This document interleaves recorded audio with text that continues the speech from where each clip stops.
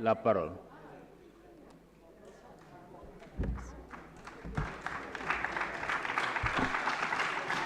Voilà, merci beaucoup. Merci, Monsieur le Président de l'Assemblée nationale, honorables députés. Pour les questions budgétaires, je vais compléter ma collègue Thérèse Faye. Tout de même, il faut convenir que c'est un budget 2024 qui a augmenté considérablement de près de 38 milliards 750 millions en valeur absolue et de 31% en valeur relative. Donc c'est un budget qui s'élève à quasiment 163 milliards 900 millions. C'est très important. Mais il a été posé des questions importantes. Et ça revient un peu à dire pourquoi effectivement ce ministère. Un des enseignements du plan Sénégal émergent dans la mise en œuvre du plan d'action prioritaire 1 2014-2018 et du plan d'action prioritaire 2 2014-2023, un des enseignements découle de ce ministère. C'est une politique sociale et territoriale inclusive avec une réduction des disparités territoriales. Voilà un des enseignements de la mise en œuvre du PAP 1 et du PAP 2. Je vais tout de même développer que c'est ce ministère-là qui est le creuset des marqueurs sociaux de M. le Président de la République, son Excellence Macky Sall. Il y en a 6, les marqueurs sociaux. Mais le 6e, c'est la DER. C'est géré par ailleurs. C'est le développement de l'entrepreneuriat rapide, des jeunes et des femmes. Mais les 5 sont là. Le premier, c'est le programme national des bourses de sécurité familiale. Je ne vais pas m'épancher là-dessus. Madame le ministre a bien développé ça. Et aussi, c'est bien ressorti dans notre exposé des motifs de la loi de finances. Moi, je m'y réfère toujours à la page 8. On a développé sur 4 pages un bilan social fort appréciable du PSE. Programme national des bourses de sécurité familiale, c'est effectivement 316 941 ménages avec une bourse trimestrielle de 25 000 francs CFA par trimestre. Et maintenant, c'est monté depuis cette année à 35 000 francs CFA. Mais un des honorables députés, je vais le citer, l'honorable député Serigne Abombake Cham, a effectivement parlé de l'appui des partenaires. Est-ce que les partenaires ont pu suivre? Tous ces programmes qui ont été initiés par M. le Président de la République, son Excellence Macky Sall, c'est des programmes qui ont été initiés sur ressources internes, exclusivement. Et par la suite, la Banque mondiale, voyant le succès du programme, a apporté un concours financier à travers le projet d'appui aux filets sociaux de 92,4 milliards de francs CFA, totalement décaissé à date. Et ensuite, un autre projet a été identifié par le gouvernement du Sénégal dans la stratégie d'assistance pays et financé par la Banque mondiale. Madame Thérèse en a parlé tout à l'heure. C'est le projet d'appui à la protection sociale adaptative pour un montant de 63,9 milliards qui a démarré et qui a connu un décaissement à date d'à peu près 5 milliards 3. Cela veut dire qu'il reste pour ce projet 58 milliards 6 à décaisser sur la période 2024-2028 du plan d'action prioritaire 3 du plan d'action prioritaire dans sa phase 3. Je n'ai cité que le premier marqueur. Deuxième marqueur, c'est la couverture maladie universelle. Là également, c'est sur ressources internes que ce programme a démarré et par la suite, la coopération japonaise, voyant le succès du programme, a accordé des ressources substantielles dans un premier temps de près de 40 milliards de francs CFA pour la couverture maladie universelle. Ça me donne effectivement l'occasion de parler de la dette de cette couverture maladie universelle. Il en a parlé. C'est vrai, c'est une dette qui s'est reconstituée au fil du temps, malgré l'effort exceptionnel fait par le gouvernement en 2020. On évaluait la dette en son temps à 34 milliards. Un effort exceptionnel a été fait pour réduire cette dette et à 95%, mais néanmoins ça s'était reconstitué jusqu'à 29 milliards 8 et des paiements ont été faits jusqu'ici à hauteur de quasiment 16 milliards 3, mais néanmoins, à ce jour, le Premier ministre nous a instruit, lui et moi, de pouvoir solder la dette restante et les deux, 13 milliards 598 millions 569 453. Vous voyez que le gouvernement joue la carte de la transparence. Troisième marqueur social, c'est le PUDC, le programme d'urgence de développement communautaire. Maintenant, nous allons wax ci wolof. Parce que bu ñu PUDC rek, PUDC lan moo ca ne dañ ko war di wax. Composante bu njëkk mooy fexe alléger travaux femmes yi. Allègement travaux des femmes. Beneen bi c'est les pistes rurales. Beneen bi ñetteel bi mooy hydraulique rurale wax nañ ko fi lu bari. ñeenteel bi nag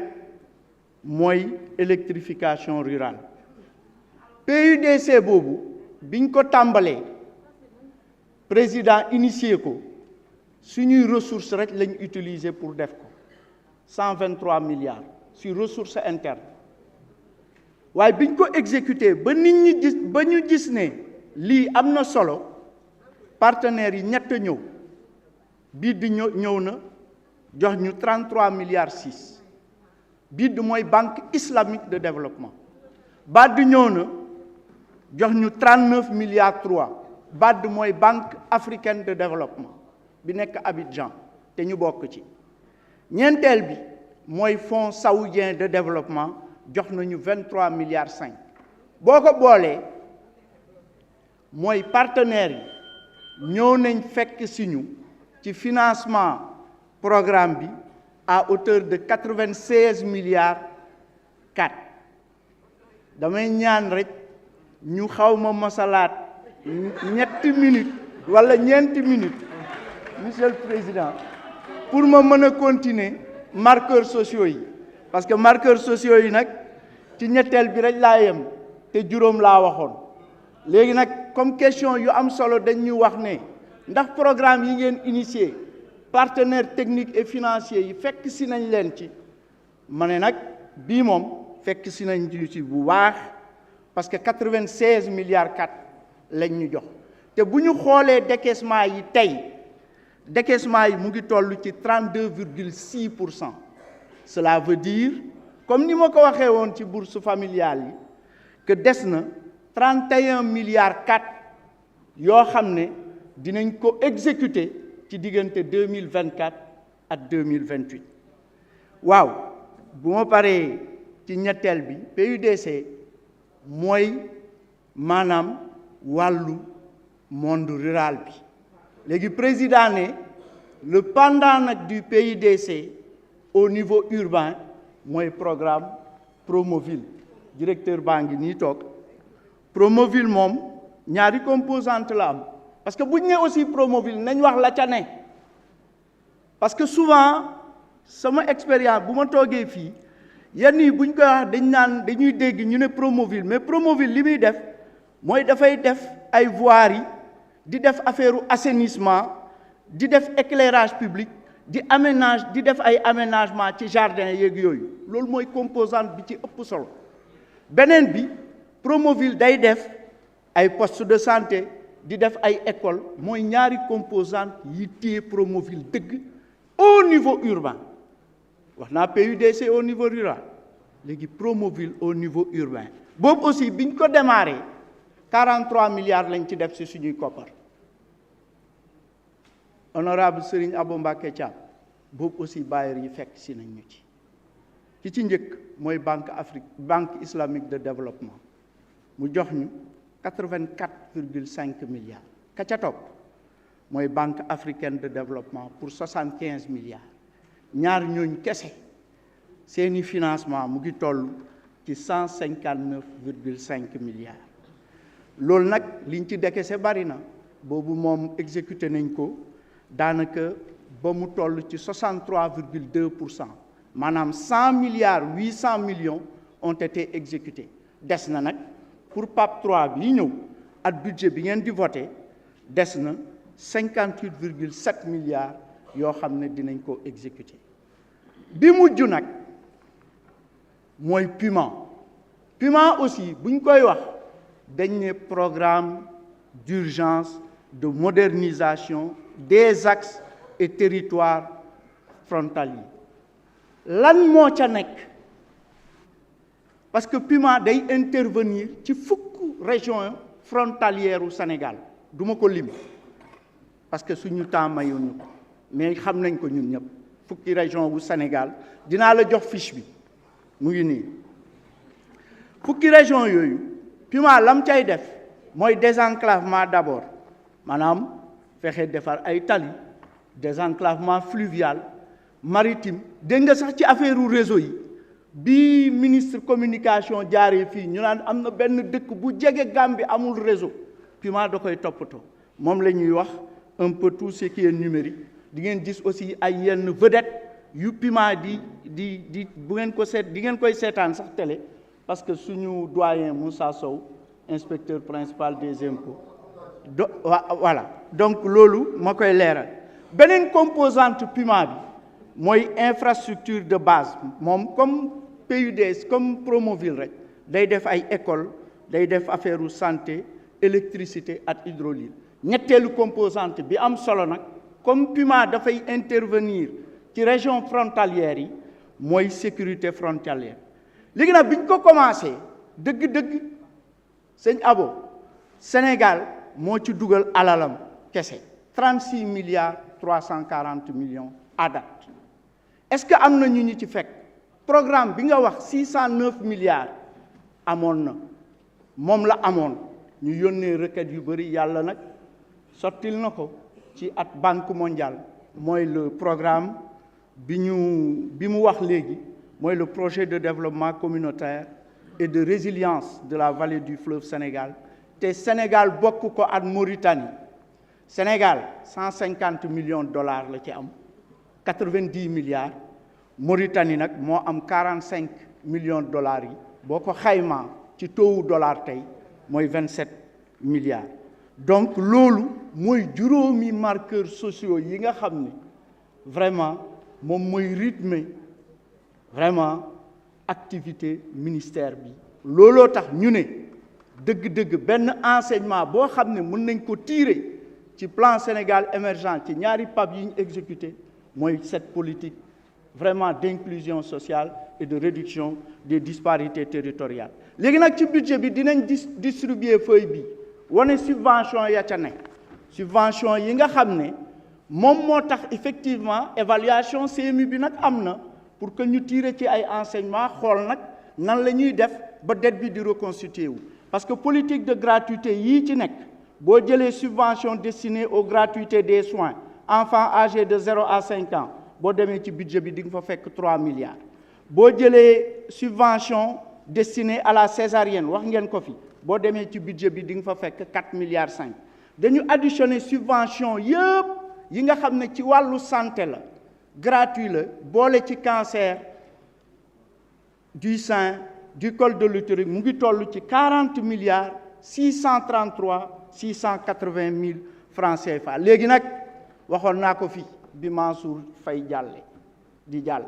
ak ministère des infrastructures bon, je pense que j'avais quand même indiqué qu'un kilomètre de piste coûte 30 à 40 millions de francs CFA et j'avais dit qu'un kilomètre de route bitumée neuve coûtait 300 à 400 millions de francs CFA et que 1 kilomètre d'autoroute coûtait entre 3 milliards 500 millions et 4 milliards de francs CFA. buñ buggee def 690 kilomètres par an de piste moom le président ci bi mu ñëwee ba léegi par at loolu la ñuy def ci piste ci Sénégal boo ko jëlee war nga génnee ci sa koppar 28 milliards yu wóor Puma Promoville ak PUDC ñoom ñëpp bi ma leen additionné fii te bari nañ ay composantes seen composante piste rek buñ ko defee du mat loolu moo tax ñu ne effectivement foog ñu def nag planification waaye nag duñ def planification commencer par ay régions pilotes loolu dafay yokk disparité territoriale xam naa peut-être dernier jour bi incha allah jeudi bu ministre de l'économie des finances bu ministre des finances et du budget di jàll nga xam ne loi de finance bi yépp la dinañ ñëwaat ci yooyu yépp maa ngi leen di gërëm di leen sant di leen jéggalu ci minutes yi ngeen ma yokkal pour ma mën a décrire véritablement les marqueurs sociaux du président de la République, donc matérialisés par ce ministère. Je vous remercie, Monsieur le Président, de votre compréhension, honorable député. foog naa bi ministère bii ñëw moom incha allahu rabbi suñu sœur Victorine sama wax du ci bari. Je vous remercie, Monsieur le ministre.